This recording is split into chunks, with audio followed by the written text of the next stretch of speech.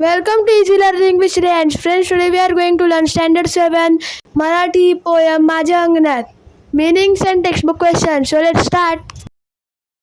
Meanings शब्दार्थ शाळवाचं मोती, ज्वारीचे दाणे, ज्वार, लख चांदणं, चमचमणारे तारे, शायनिंग स्टार्स, रास, ढीग, अहिब, चांदणं, चंद्राचा प्रकाश, द मूनलाईट, रानमेवा, रानात पिकणारी फळे, जंगल फ्रुट्स, गुण्यागोविंदाने, स्नेहाने, आनंदाने, ॲमिकबली, शिनणे, थकणे, टू बी फॅटिग्ड, माय, आई, माता, मदर, आसू, अश्रू, टियर,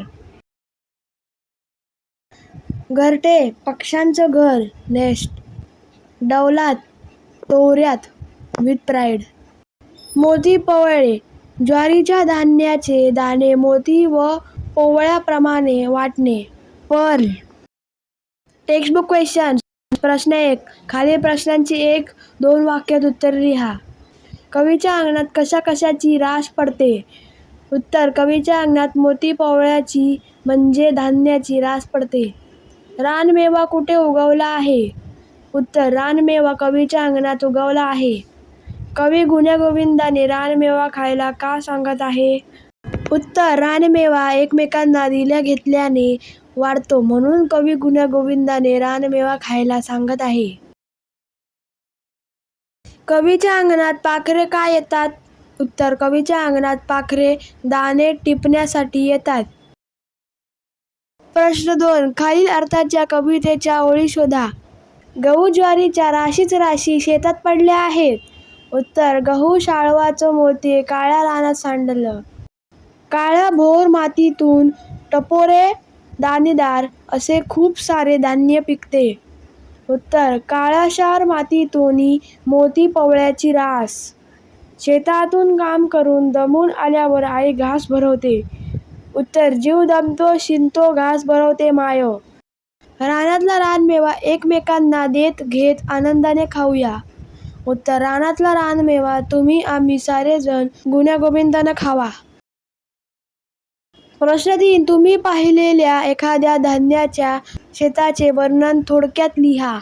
उत्तर: दिवाळीच्या सुट्टीत गावी गेलो असताना मी बाबांबरोबर शेतात गेलो होतो. भाताच्या धान्याने शेतमाळा भरला होता. पिवळी जर्द अशी भाताची शेते दिसत होती. त्यावर पाखरे येऊन भाताच्या लोंब्या आपल्या चोचीने काढून खात होती. वाऱ्यावर संथपणे डोलणारी भाताची पिके पाहून मला खूप आनंद झाला. प्रश्न 4. रानमेवा कशाला म्हणतात? रानमेव्यात कोणती फळे येतात याविषयी कुटुंबातील व्यक्तींशी चर्चा करा. उत्तर: रानमेवा म्हणजे रानात किंवा जंगलात नैसर्गिकरित्या उगवणारी खाण्यायोग्य फळे.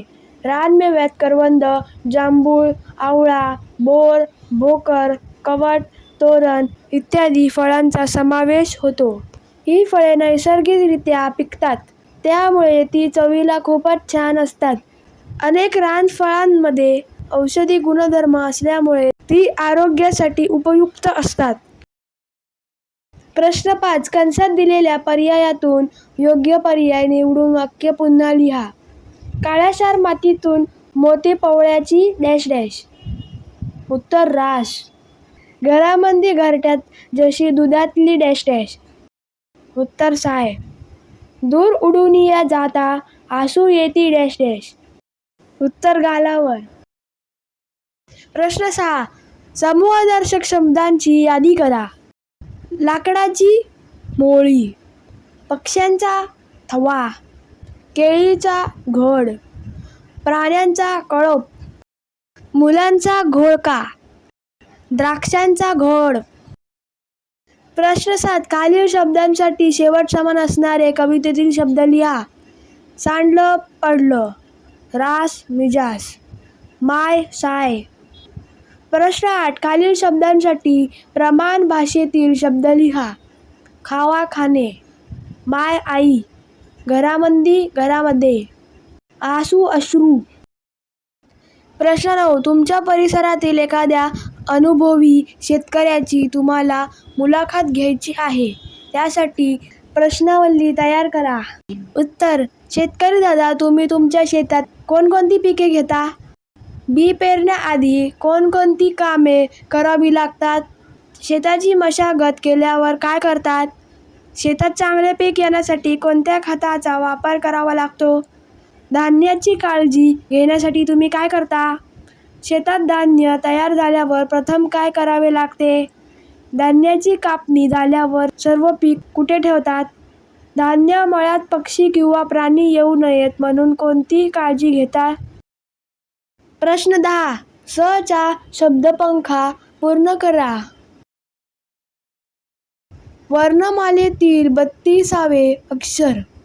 स. जंगलातील एक भित्रा प्राणी. ससा. नेहमी, सतत. एक शीतपेय, सरबत. रस्ता, सडक. उत्सव, सण. ढीग या शब्दासाठी कवितेत आलेला शब्द. रा. स. प्रश्न 11. कविता करूया. उत्तर: घराभोवती प्रशस्त अंगण, खेळ खेळी तेथे सारेजण, सडा रांगोळी अन तोरण, साजरे करतो सगळे सण. उत्तर: आला दिवाळीचा सण, दारा बांधूया तोरण, काढू दारापुढे रांगोळी, गोडधोड करू puran poli.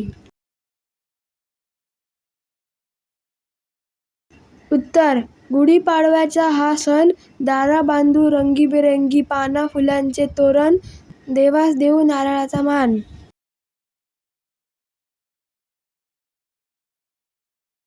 So friends, if you like this video, please subscribe my channel and don't forget to press the bell icon. Thank you friends and bye bye.